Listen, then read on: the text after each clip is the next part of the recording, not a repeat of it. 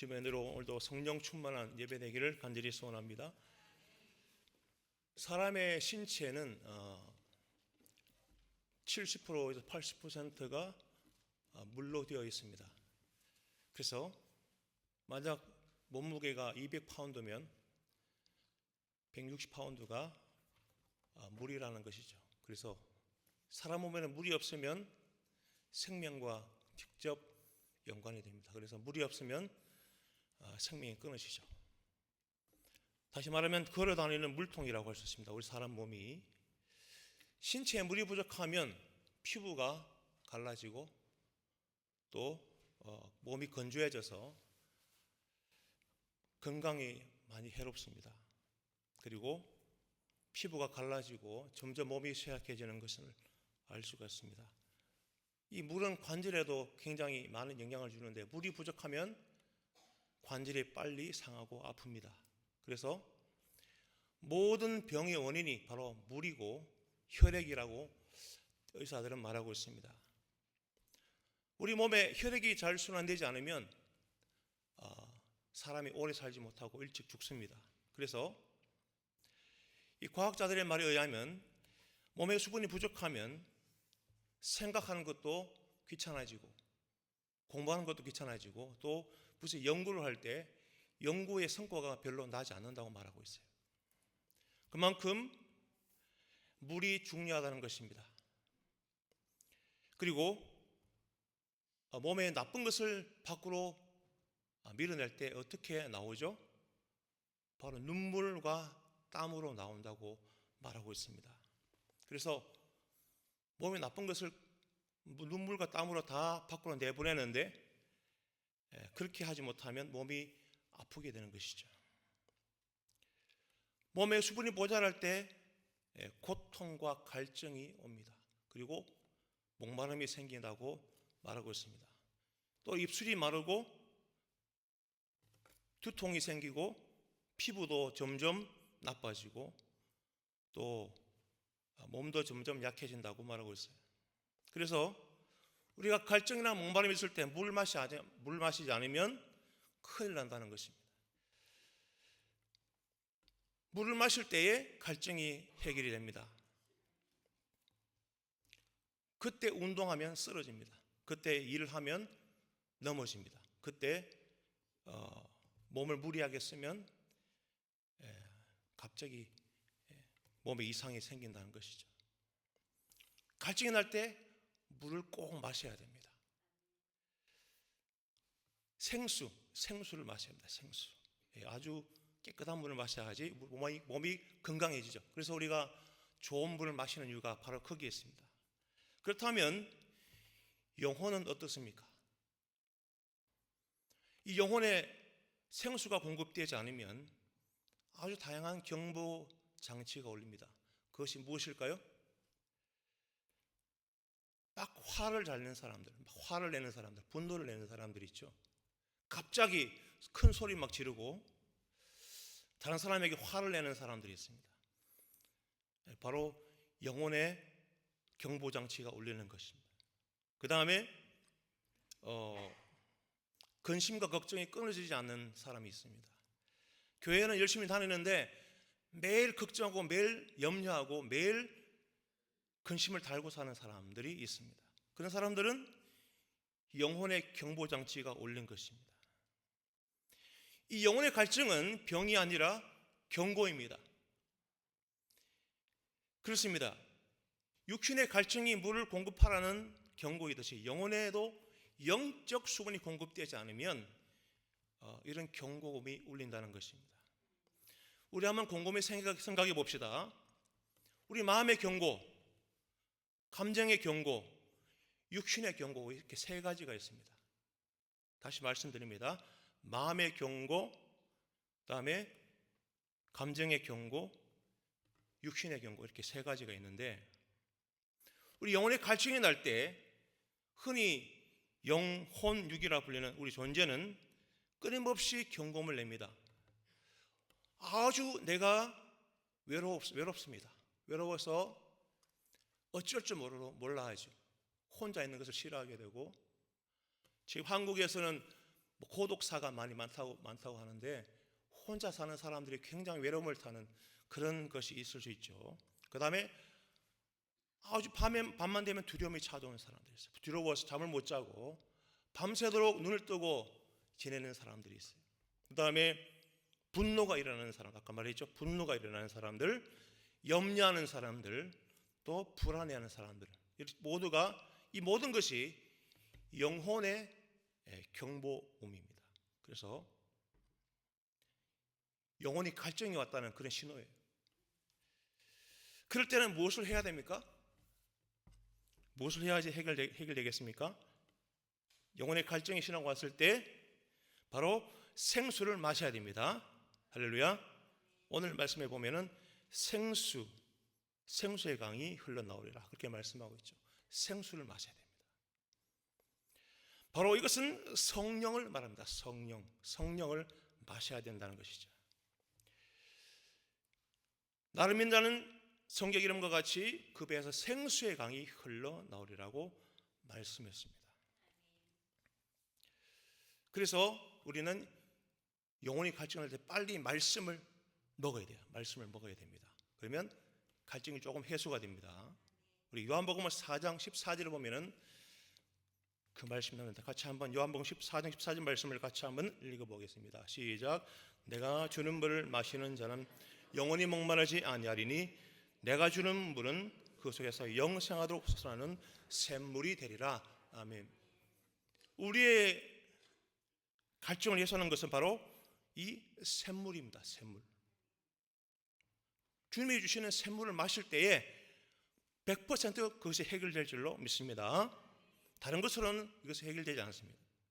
그렇게 되면은 사랑이 생기고 담대함이 생기고 기쁨이 생기고 소망이 생기고 평안이 생기는 줄로 믿습니다. 이것이 바로 영적인 갈증의 해결책이라고 성경은 말씀하고 있습니다. 내가 주는 물은 그 속에서 영생하도록 솟아나는 샘물이 되리라 그렇게 말씀하고 있습니다. 그 물은 영적 갈증도 해소해 주지만 우리를 영생으로 인도합니다. 여기 보면은 누구든지 그렇게 말씀하고 있죠. 누구든지 그렇게 말하고 있습니다. 오늘 37절에도 보면은 누구든지 목마르거든 내게로 와서 마시라 그렇게 말씀하고 있습니다. 여기는 자격이 없습니다. 여기는 차별이 없습니다. 누구든지 목마르거든 내게 와서 마시라 그렇게 말씀하고 있습니다. 바로 영적인 목마름을 여기서 말씀하고 있습니다. 사람이 세상에서 생명을 유지하기 위해서는 반드시 무엇을 먹어야 합니다. 밥을 먹지 않으면 일주일 안에 사람이 죽습니다. 물을 먹지 않으면 2주가 지나면 사람이 죽습니다. 그래서 생명을 유지하고 살아가기 위해서는 반드시 먹는 것이 있어야 하는데 사람은 밥을 먹든지 빵을 먹든지 국수를 먹든지 밀가루를 먹든지 먹어야 합니다.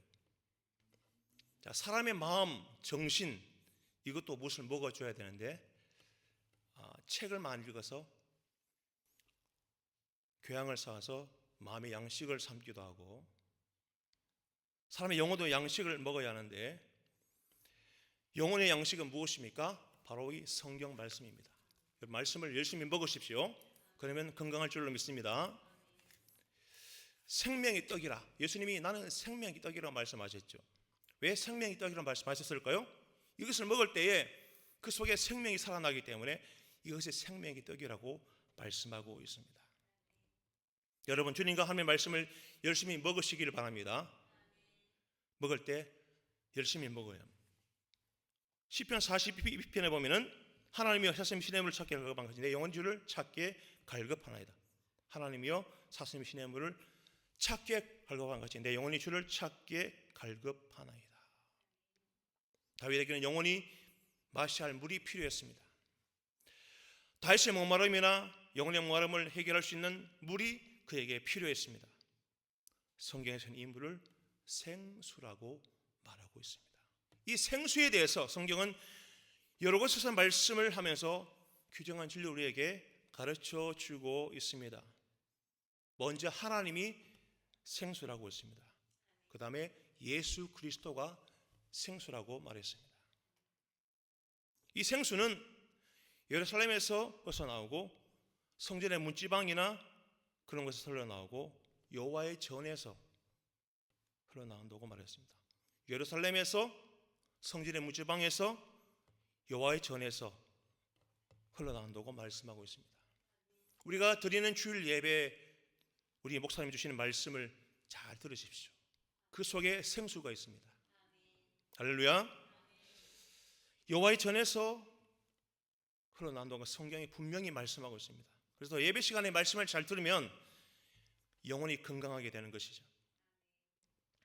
우리가 장차 천국에 들어갈 때에 천국에 생수가 강의되어서 흐를 뿐 아니라 보좌로 나와서 천국의 한 길 가운데로 흐른다고 성경에 말씀하고 있습니다. 이 시간 생수가 주는 교훈을 같이 배워보고자 합니다.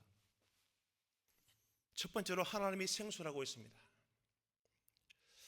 하나님 자신을 생수라고 말씀하시는데 세상을 웅덩이라고 그랬고 또 하나님을 생수라고 성경에서 말씀하고 있습니다. 예레미야 2장 13절 말씀을 같이 한번 읽어보겠습니다. 시작. 내 백성이 두 가지 악을 행하였으니 곧 생수에 그는 데는 나를 버린 것과 스스로 웅덩이를 판 것인데 그것은 물을 저축지 못할 터진 웅덩이들이니라. 아멘. 여기서 하나님을 자신을 생수라고 말하고 있습니다. 세상을 웅덩이라고 말하고 있습니다. 하나님, 다시 한번 말씀드립니다. 하나님을 생수라고 그랬고 세상을 웅덩이라고 말했습니다. 생수는 어떤 물입니까? 생수는 살아있는 물을 생수라고 그러죠.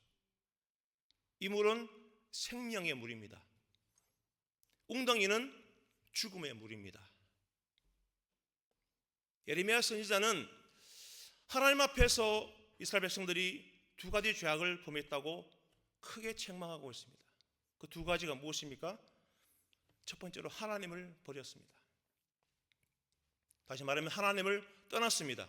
하나님을 더 이상 찾지 않았습니다. 하나님을 자신의 주인으로 삼지를 않았다는 것을 말씀하고 있습니다. 곧 생수를 버린 것이죠. 두 번째 죄악은 무슨 죄악입니까? 세상을 사랑했다. 세상을 너무 좋아했다는 것입니다. 세상을 너무 사랑한 나머지 하나님의 말씀을 버렸다고 말씀하고 있습니다. 터진 웅덩이, 여기 보면 터진 웅덩이가 나오는데 이 터진 웅덩이는 세상을 상징합니다. 하나님께서는 구약시대 이스라엘 백성들에게 생수가 되었습니다. 이 생수는 웅덩이와 다른 물이죠. 생수는 이렇게 솟아오르는 샘물입니다. 맑은 물입니다. 소리도 없이 솟아올라서 서서히 더럽고 탁해진 물을 맑게 하는 역할을 합니다. 반면에 웅덩이는 세상을 상징합니다. 시편 40편에 보면은 다윗이 구원을 이렇게 표현했죠. 나를 기가 막힐 웅덩이와 수렁에서 끌어올리시고 내 발을 반석 위에 두사 내 걸음을 경곡하였도다라고 말씀하고 있습니다. 하나님이 나를 기가 막힐 웅덩이에서 끌어올려서 내 발을 반석 위에 두셨다라고 말씀하고 있습니다. 하나님의 백성들이, 이스라엘 백성들이 하나님을 버리고 우상을 숭배하고 세상에 빠져서 타락하는 모습을 가리켜서 웅덩이를 파는 것이라고 말하고 있습니다. 웅덩이는 물이 고여서 시간이 가면 갈수록 물이 썩어버립니다. 냄새납니다. 부패합니다. 마찬가지로 하나님의 백성들이 하나님의 품을 떠나면 그때부터 여러 가지 문제가 발생하기 시작합니다. 히브리서 6장에 보면은 타락한 사람의 모습을 두 가지로 설명하고 있습니다. 그냥 세상에 밀려서 살아가는 사람의 모습이죠.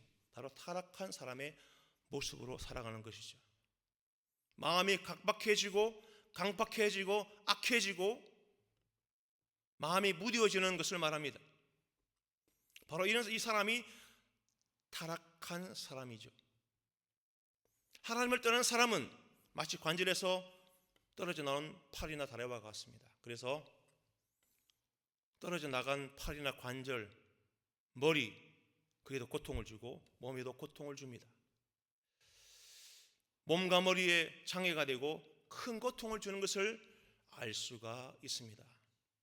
하나님을 떠나서 타락한 길로 흘러 떠내려가는 사람은 모든 것에 장애가 되는 그런 삶을 살아가게 됩니다.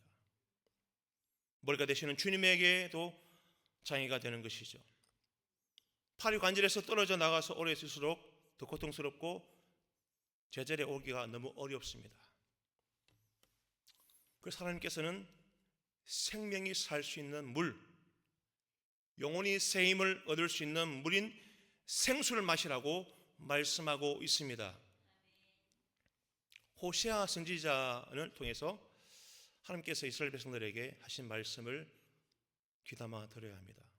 호세아라는 선지자는 하나님께 돌아오라 그렇게 말했습니다. 하나님께 돌아오라. 세상에서 하나님께 돌아오라 그렇게 말했습니다. 세상에서 회개하고 돌이켜서 하나님의 뜻품으로 돌아오라고 호세아는 말했습니다. 두 번째로 하나님 앞에서 살자. 생수이신 하나님과 교제하며 하나님과 함께 교제하며 하나님과 함께 살아가지고 말했습니다. 세 번째로는 하나님을 알자라고 했습니다. 하나님을 섬기고 하나님 은혜 속에서 하나님과 더불어 가까운 삶을 살자고 말했습니다. 저 여러분은 하나님과 가까이 교제하는 삶을 사시기를 바랍니다. 신약 성경에 보면 예수님 자신을 가리켜서 생수라고 그랬고 생명의 물이라고 말했습니다. 어느 날 수가라는 동네에 있는 우물에서 한 여인을 기다리고 계셨습니다. 바로 이 사마리아 여인이었습니다. 이 여인은 그 삶이 밝지 못하고 그 삶이 어두운 여자였습니다. 이 삶의 자리가 안정되지 못해서 따뜻한 사랑과 정에 목마른 여자였습니다. 세상 사람들이 볼 때는 타락한 여자요, 도덕적으로 흠이 많은 그런 여자였습니다. 정말 도저히 구원받을 수 없는 그런 사람처럼 보였습니다. 그러나 예수님이 보실 때는 생수가 필요한 여자로 보였습니다. 생수신 예수님을 만나서 생수만 마신다면 얼마든지 구원을 받을 수 있는 여자로 예수님은 보았습니다. 사마리아 여인은 생수가 절대적으로 필요한 여자였기 때문에 그렇습니다. 남자를 5명이나 바꾸었는가 하면 현재도 다른 남자와 살고 있습니다. 여자가 세상에서 6명의 남자를 만나 살았다는 것은 행복에 목말랐다는 것을 말하고 있죠. 영혼에 목마르다는 것은 삶의 자리가 불안하고 삶의 위치가 불안하고 삶 분위기가 어쩐지 불안하고 험하게 여겨진다는 것입니다. 삶의 분위기가 어쩐지 어수선할 때에 어디론가 훌쩍 떠날 생각을 하게 되는 것이죠. 그런데 실상은 그것을 틀고 일어날 용기도 없었다는 것입니다. 삶의 굴레를 벗어던지고 방랑길 오르고 싶었다고 생각합니다. 자신의 직장, 자신의 일, 생업 때문에 배추르면 또다시 돌아오게 된 것이 우리의 인생이죠. 또다시 목마름이 시작이 됩니다. 이 세상에 어떤 것도 영혼의 목마름과 마음의 갈증도 해결해 줄 수가 없다는 것입니다. 이 생수의 맛은 마셔본 자만이 그 진미를 알 수가 있습니다. 신령한 주님의 은혜, 그를 체험해 본 자만이 은혜의 참된 의미를 발견할 수가 있습니다. 초대교회 성도들 한번 보십시오. 초대교회 성도들은 너무너무 그 상황이 암울하고 어려웠습니다. 유대교가 판을 치고 숲을 이루고 있었는데 기독교가 삭을 틔우며 줄기가 솟아올라 왔습니다. 유대교에서 기독교에 교장한다는 것은 값비싼 대가와 희생을 치러야 하는 것입니다. 취직도 안 되고요, 장사도 못하고 물질도 돈도 안 빌려줍니다. 일자리에게도 또 쫓겨납니다. 지금도 유태인들은 기독교를 개종하면은 직장에서 쫓아냅니다. 그리고 론도 해주지 않고 살 수가 없는 것이죠. 그런 어려움과 고통을 그들은 이겨내고 믿음으로 살았다는 것입니다. 가난과 빈곤의 서러움, 나 혼자다라는 고독의 서러움, 마음의 갈등과 번민과 신앙과 현실이 교차하였습니다. 그런데 이 초대교회 성도들은 성령이 충만하였습니다. 다시 말하면 생수가 충만하였습니다. 그들은 초대교회라는 신앙의 새로운 공동체 안에서 마음을 같이 하였습니다. 모이기를 힘쓰고 찬미하고 기도의 열심을 그들은 쏟았습니다. 그들은 기독교라는 줄기가 솟아나서 꺾을 수 없는 나무로 자라나게 되었습니다. 이 생수의 힘은 너무너무 무서웠습니다. 사마리아 여자가 예수 그리스도라는 생수를 마셨을 때 삶의 자세가 달라지고 삶의 질이 달라졌습니다. 사마리아 여인은 세상의 부끄러움, 세상의 허물을 생수 때문에 다 잊어버렸습니다. 예수 그리스도 때문에 삶의 용기를 다시 그는 가지게 되었습니다. 사람들 눈을 피해서 아주 더울 때, 사람들이 없을 때 눈치를 보면서 우물로 나왔던 여인이었습니다. 바로 예수 그리스도라는 그 생수를 마셨기 때문에 자신감 있게 이제는 살아갈 수가 있었습니다. 물동이를 버리고 사람들이 모여있는 동네로 들어갔습니다. 자신의 부끄러움, 자신의 약점, 자신의 죄를 전혀 의식하지 않고 오히려 예수님을 사람들에게 전도하고 간증하는 그런 모습을 보여주었습니다. 초대교회 성도들도 성령 충만, 생수 충만으로 위축된 삶에서 승리의 삶으로 변하게 된 줄로 믿습니다. 타락한 인생도 회복되고 치료받을 수 있는 유일한 비결은 생수이신 하나님 예수 그리스도를 믿고 찾고 의지하는 것인 줄로 믿습니다. 예수님은 생수, 생명의 물입니다. 두 번째로 성전에서 생수가 흘러나옵니다. 바로 이 서부 열림 교회에서 생수가 흘러나옵니다. 할렐루야. 다른 데 가서 생수를 찾지 마십시오. 성경에 분명히 말했습니다. 기도원에 가서 생수를 찾지 마십시오. 바로 이 서부 열림 교회가 생수의 터전입니다. 성경에 그렇게 말씀하고 있습니다. 그날의 생수가 예루살렘에서 솟아나서 절반은 동해로 절반은 서해로 흐를 것이라. 그들의 생수가 예루살렘에서 솟아나서 그렇게 말씀하고 있어요. 스가랴 14장에 보면 에스겔 47장에 보면은 성전의 문지방 밑에서 물이 나온다고 말했습니다. 우리 에스겔서 47장 말씀을 같이 한번 보겠습니다. 1절에 이 말씀을 같이 읽겠습니다. 그가 나를 데리고 전문에 이르르니 전에 전민이 동을 향하였는데 그 문지방 밑에서 물이 나와서 동으로 흐르다가 전우편 제단 남편으로 흘러내리더라. 그가 또 나를 데리고 북문으로 나가서 바깥길로 말미암아 꺾여 동양한 바깥문에 이르기를 본즉 물이 그 우편에서 스며 나오더라. 아멘. 여기 뭐라고 했습니까? 여호와의 전에서 샘이 흘러나온다고 말했죠. 그리고 전에서 나오는데 문지방 밑에서 물이 나와서 동으로 흐르다가 또 남편 흘러간다고 그렇게 말하고 있습니다. 요엘서 3장에도 보면은 여호와의 전에서 물이 흘러나온다고 말했고 이 세상 어느 곳에서도 이 생수가 흘러나오는 곳이 없습니다. 생수는 하나님이 계시는 곳에서, 하나님의 사랑하시는 곳에서, 하나님의 이름이 있는 곳에서 흘러나올 수가 있는 줄로 믿습니다. 에스겔 47장의 말씀에 보면 에스겔 선지자가 보았던 환상이 기록되어 있습니다. 성전의 문지방에서 물이 흘러나와서 제단으로 흘러내려갔고 그 물은 성전 밖으로 흘러나와서 큰 강이 되어 흘러내려갔다고 말하고 있습니다. 여기서 우리는 성령의 강을, 생명수의 강을 보게 되는 줄로 믿습니다. 우리 성도들의 삶은 어떻습니까? 성전의 묵지방에서 흘러난 물이 제단으로 흘러내려서 성전 밖으로 흘러가는 것을 우리가 보았습니다. 에스겔 선지자가 성전에서 흘러내리는 이 물을 건너려고 할 때 처음에는 물이 에스겔의 발목에 찼다고 말하고 있습니다. 발목. 그런데 사람이나 금전이나 법에 매게 될 때 우리는 발목이 잡혔다라고 말합니다.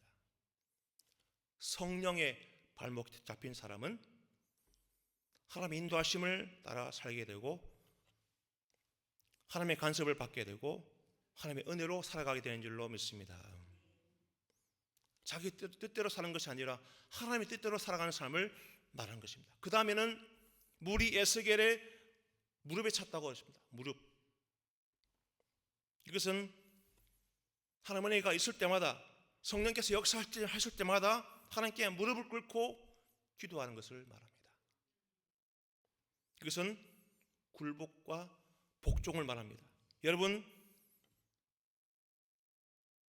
무릎 꿇고 기도하는 것을 우리는 감사해야 됩니다. 하나님 말씀에 복종하는 것이요, 하나님의 뜻에 복종하는 것을 말합니다.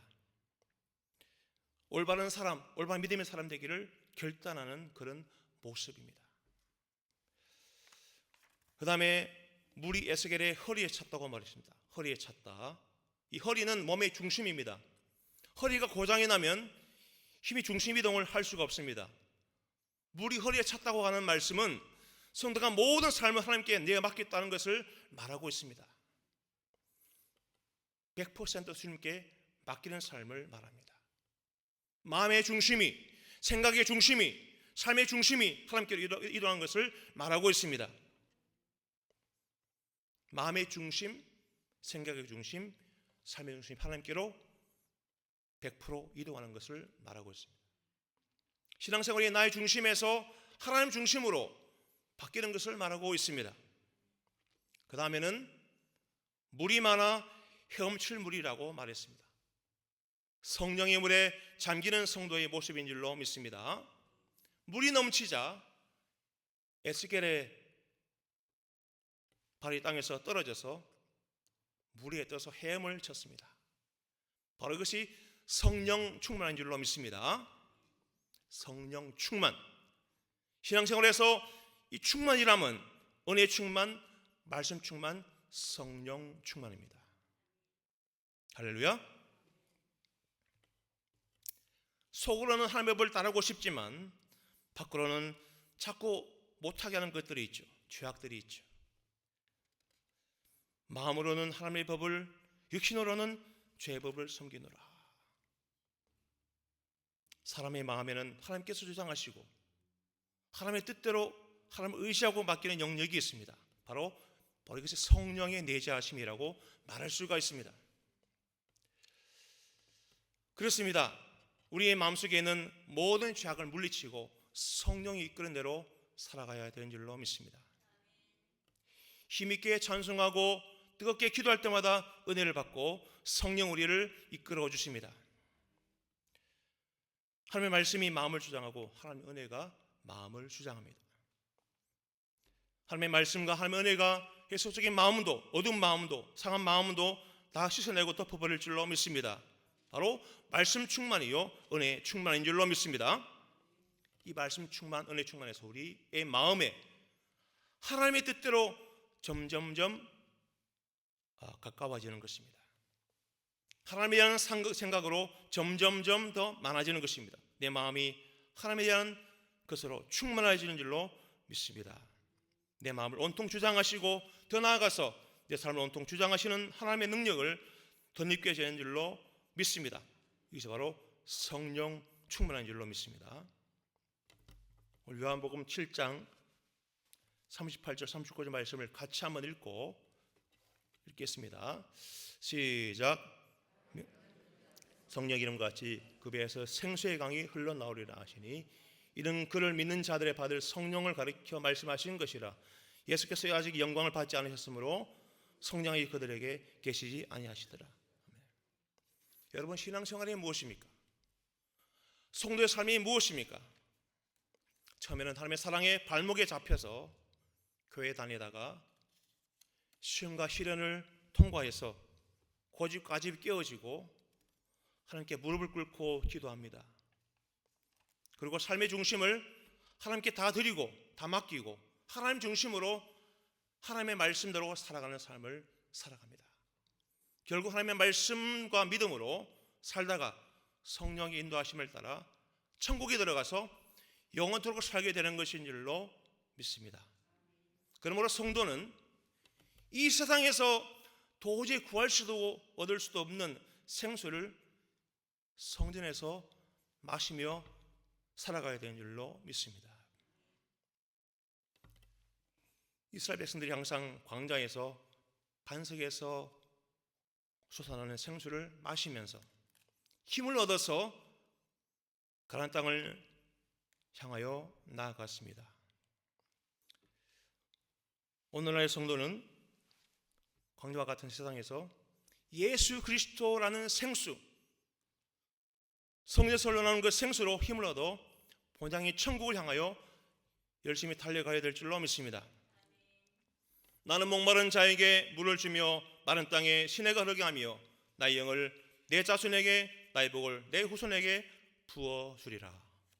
이 말씀대로 여러분들이 성령 충만, 은혜 충만, 말씀 충만해서 세상에서 승리하는 모두가 되기를 간절히 소원합니다. 기도하겠습니다. 하나님 아버지, 감사합니다. 우리 모두가 이 성전에서 흘러나는 생수를 마시게 하시고 주님이 주시는 생수가 강을 통하여 죄악도 씻어내고 질병도 취할 줄로 믿습니다. 모든 환난도 제거하며 모든 가난에서 우리를 일으키시고 우리를 보호하실 줄로 믿습니다.